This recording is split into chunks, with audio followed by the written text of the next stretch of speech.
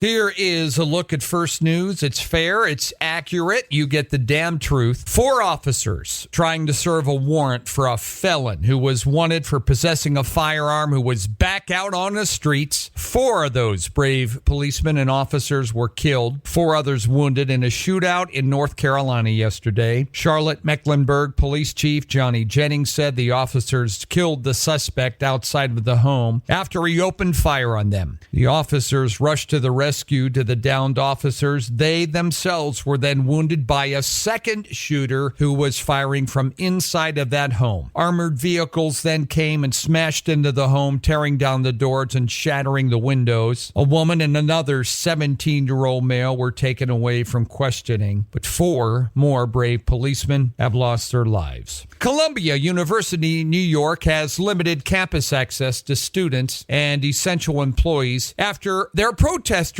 took over the building yesterday, barricaded entrances, and unfurled a Palestinian flag out the window as these little Nazi Democrats are taking over our colleges and universities, wanting to kill the Jews in America. Demonstrators sparring over Israel defending themselves after the terrorist organization Hamas invaded their country and killed 1,200 of their citizens, brutalized and tortured young girls and babies, and now taking over the universities. Columbia said they wouldn't put up with it, and guess what? They put up with it, and yesterday they've taken over a building now, and they are wreaking havoc on universities across America. And while we were sleeping, another attack by Yemen's Houthi rebel terrorist organization in the Red Sea. Only this one damaged a ship there. British military's United Kingdom Maritime Trade Operation said it was damaged in the attack Monday. The crew, though, was safe so far. Military separately shot down a drone on a flight path that was heading towards the USS Philippine Sea and the USS Laboon. Yes, folks, Iran-made drones being shot by terrorist organizations at your sons and daughters that are on the ships there, and the Biden administration doing nothing, said nothing. Israeli Prime Minister Benjamin Netanyahu has pledged to launch a new incursion into Gaza City. He said they would enter Rafah to destroy the remaining Hamas battalions there with or without a deal. They're going to make sure their people are safe. They're never going to let this happen again. The Biden administration wants them to back off. Deal with terrorists. Give them what they want. Have a ceasefire and give aid to the people that the Hamas terrorists are killing within their own borders. Joe Biden and Andres Manuel Lopez Obrador spoke on Sunday about cooperating on a migration policy. Biden is considering right now whether to take executive action that would crack down on the number of migrants. Now he is. He's 6 months away from re-election. He rescinded all of the Trump rules and things that Obrador and Trump worked out that controlled our border. Now he's thinking about possibly taking some executive action after letting 10 million in that we don't know of where they're at, what they're doing here. Republican state attorney generals are challenging a new federal regulation that will now mandate protections for transgender students at schools, will allow them to use the locker rooms that they feel they want to use, will allow them to use bathrooms that they want to use. States oppose these provisions on these blanket prohibitions on transgender students that if they feel they align with the gender, that's the one that they can use. They also object to provisions that call for school staff to use transgender students' pronouns while addressing them in the classroom. The feds, folks, more government, the Biden administration getting in. By the way, most of these are men that have transgendered into women, right, that want to use the women's locker rooms and the women's. There's very few women out there that have gone transgendered into men that want to use the men's locker rooms. Just so you know, global shares trading mostly higher. Investors are keeping an eye on the market reports this week. Shares fell this morning in France and Germany. Benchmarks finish higher in Tokyo, Seoul, Sydney, and Hong Kong. Decline in Shanghai. A lot of reports coming out this week. Amazon, Apple, they're going to report their earnings. The Federal Reserve's going to announce their latest decision on interest rates this week, and a report expected on U.S. employment as well. So they'll be watching. Crude oil was up only 8 cents yesterday, $82.71 a barrel. Congress has agreed to help the FAA hire more air traffic controllers and safety safety inspectors. Another $105 billion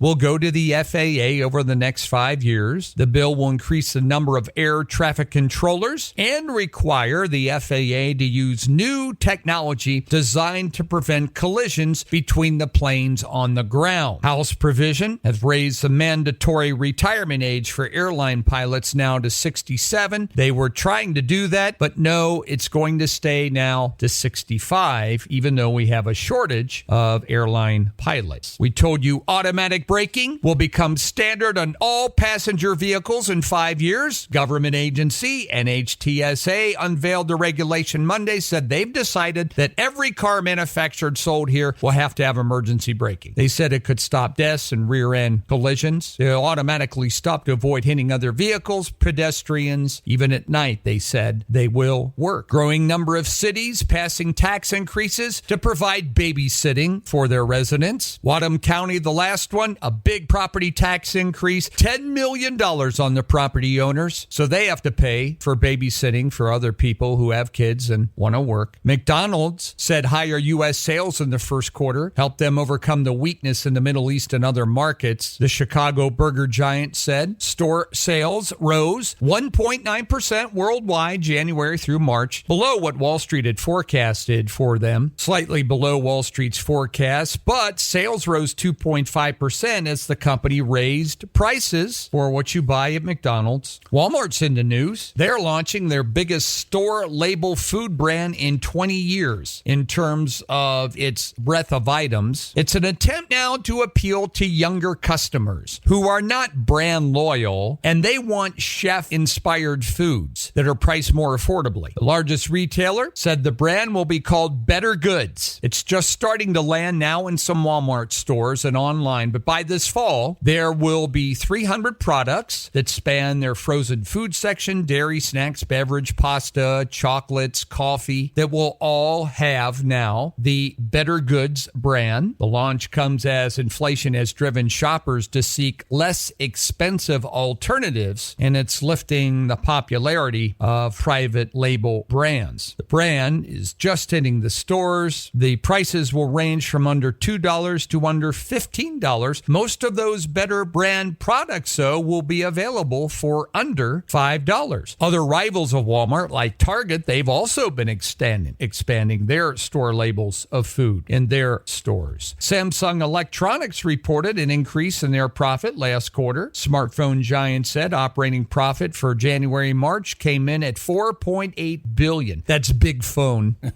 Driven by the expansion of their new generative AI technology that our youth like. Months after the catastrophic fires burned 2,200 homes and killed 100 people in Hawaii, property owners there are getting bad news. Property insurance won't be renewed. Insurance companies said the risks too high there. It's problems played out in states all across the U.S. State insurance commissioners gathering at the Interagency Fire Center in Boise this week are trying to talk about ways to mitigate those risks and keep insurance costs and premiums low for customers. But if you live in a catastrophic prone area, insurance companies aren't going to want to insure places in catastrophic prone areas. Actor Ashley Judd, whose allegations against Harvey Weinstein helped spark the Me Too movement, speaking out in the right of women and girls to control their own bodies. The ambassador for the UN Population Fund, she addressed the UN General Assembly yesterday, 30th anniversary of that landmark, which for the first time recognized that women have the right to control their sexual health and choose if and when they become pregnant. She gave a talk yesterday. NASA's Webb Space Telescope has revealed some of the sharpest images yet of a portion of a horse-shaped nebula. The Horsehead Nebula is located in the Orion constellation. It is 1,300 light years away. The shots were released yesterday, show clouds, gas, and dust. The nebula is a favorite target of space observatories, including the Hubble Space Telescope. Last year, the European Space Telescope, Euclid, took fresh photos of the Horsehead, and people seem to be focusing in on that. Yellowstone National Park officials said a man was focusing in on a bison head head, and then he kicked him in the leg. He was hurt by one of the animals. Got a call from a man harassing one on April 21st. Rangers stopped the man in a car by West Yellowstone, charged with being under the influence of alcohol, disorderly conduct, approaching and disturbing wildlife. Park officials described him as disorderly when they approached him anyway. Bison are the largest land animal in North America. The bulls weigh up to 2,000 pounds. And despite their size, they can sprint up to 40 miles an hour and routinely injure tourists who get too close. Officials urge people to stay 25 yards away from the large wildlife in the park. 25 yards.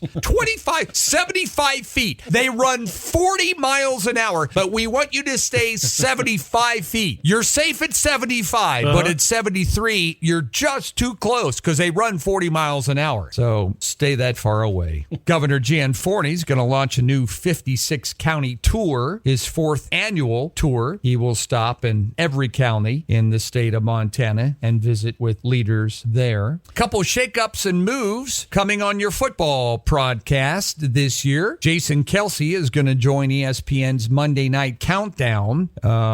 It wasn't expected to be announced until May, but word has already leaked out. Kelce will replace Robert Griffith III. He will continue to work with the network as a college football analyst. I like RG3. I do too. I think he does a great job. And but they're going to move Kelce in. Why are they moving Kelce in? Kelce. Probably because he's related to the other Kelce, who is currently having bacon and eggs with Taylor Swift this morning. Among other things. Yes. So that's why they moved him in there. And Matt Ryan, who retired last week in the NFL, he's going to now join CBS Sports as an analyst on NFL Today. Phil Simms and Boomer Esiason will leave that show. Ryan will join the others that are already there. And I don't know why they made that move, but the contracts of Phil Simms and Boomer Esiason expired after the Super Bowl. Simms has been at CBS since 1998, and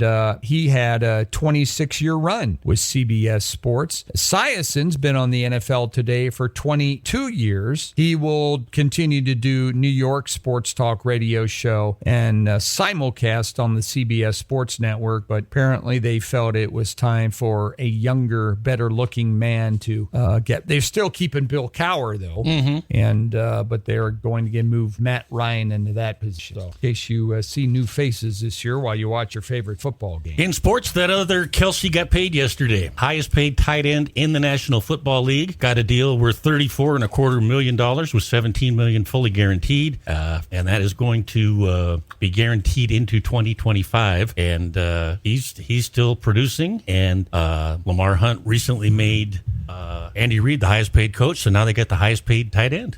54 today, partly cloudy skies, and some cool temperatures for the rest of the week. We won't break out of the 50s now until Saturday. Weekend looks pretty good, but going to be 50s. In fact, we're going to be near freezing some of the overnight lows coming up here. If you have any flowers out or planted some things and might want to have to cover those up a little bit. Downtown now, it's 41. Skies are clearing over our city, and that's what's happening. Mark and Paul here together. Thanks for tuning into The Cat, listening on the app, 102.9 on your FM dial.